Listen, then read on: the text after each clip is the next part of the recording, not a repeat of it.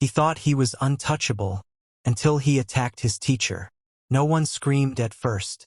No one ran. No one even breathed. 1 second, the science lab at Ridgeway High was loud with teenage voices. Laughter. Chairs scraping. Someone complaining about homework. The next second, a boy named Gary Gio had his hand locked around Mrs. Alana Brooks' throat. Her back hit the wall hard. Glass rattled. A burner hissed. A test tube rolled off a table and shattered on the floor. Everyone froze. Everyone. Except her. Mrs. Brooks did not panic. She did not cry. She did not beg. Her eyes stayed calm, focused, locked on Gary's face. And in the next few seconds, something happened that would destroy Gary's future, shake the entire school, and expose a truth no one saw coming. That morning started like every other. The sun crept through the tall windows of Ridgeway High. Students dragged themselves through the doors, backpacks heavy, minds half asleep. To them, it was just another school day. But inside Lab Room 214, a moment was waiting. Quiet, patient, dangerous. A moment that would expose arrogance, break reputations, and reveal the hidden past of a woman everyone thought they understood. Her name was Mrs. Alana Brooks. She was the new chemistry teacher. Mid-30s, always calm, always in control. She walked with perfect posture, spoke without raising her voice, and somehow commanded silence the second she entered a room. Students whispered about her. Too strict, too cold, too serious.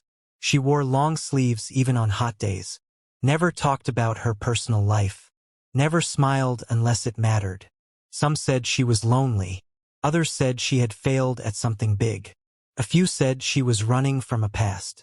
What none of them knew was this: they were closer to the truth than they realized. Every school has one student, the untouchable one. At Ridgeway High, that student was Gary Gio. His father was rich, powerful, connected, a man whose name opened doors and closed mouths. Gary knew it. He walked the halls like they belonged to him. Tall, broad, always smirking. He bullied kids for fun, cheated openly, disrespected teachers without consequences. No one stopped him. Why would they? Teachers feared his father. Administrators avoided trouble. Students stayed quiet. Gary learned early that money made him immune. Or so he thought. Mrs. Brooks was different.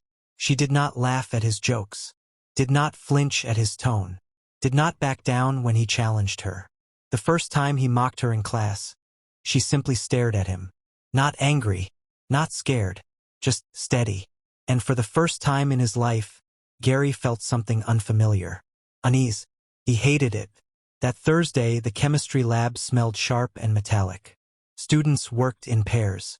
Liquids bubbled. Burners glowed. At the back of the room, Gary leaned against his table, arms crossed.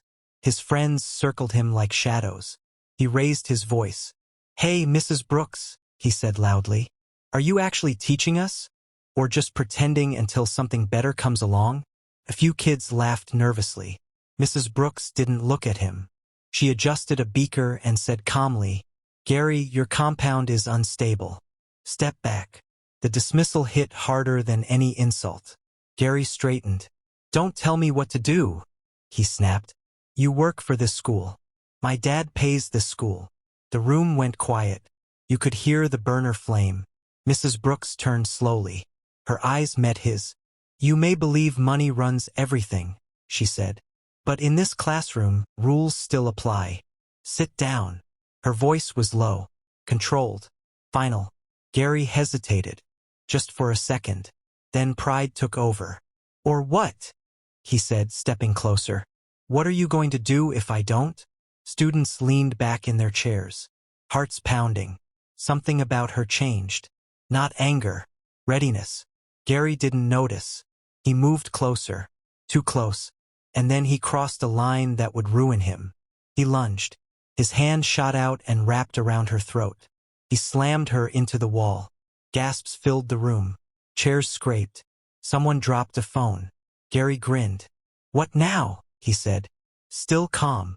But Mrs. Brooks' eyes didn't widen. They narrowed. And in that instant, the teacher disappeared. Her hands moved fast. Too fast. She grabbed his wrist. Hard. Pain flashed across his face. Her other hand struck his arm, bending it sharply. Gary cried out. In one smooth motion, she twisted free, stepped behind him, and locked his arm behind his back. He slammed into the counter. The sound echoed. The room froze. No one moved. No one spoke. Mrs. Brooks held him down with terrifying ease. "You don't know who you're touching," she said quietly. Gary struggled. It didn't matter. The harder he fought, the tighter her grip became. Fear replaced arrogance. "Apologize," she said. One word. Absolute authority. He gasped. "Say it." "I'm sorry," he shouted. She released him. He stumbled forward, clutching his arm. Silent, broken, humiliated. Mrs. Brooks adjusted her sleeves. Calm again. Class dismissed. No one argued. Students rushed out, whispering, shaking, wide-eyed. Something had changed. The story spread fast. Faster than rumors. Faster than gossip. The bully was defeated. The teacher was not normal. Administrators called emergency meetings. Parents flooded the school with calls. And Gary sat at home that night, staring at his ceiling. For the first time, money didn't protect him. Because Mrs. Alana Brooks was hiding something. And now the world was starting to see it. 3 days later, the truth came out. Mrs. Brooks had a past. Not a rumor. A record. Before teaching, she served overseas. Special operations. Classified units. Years of training buried under silence. She didn't talk about it. She didn't need to. Her discipline spoke for her. Her restraint spoke louder. Gary's father tried to make it disappear. It didn't work. Witnesses. Video.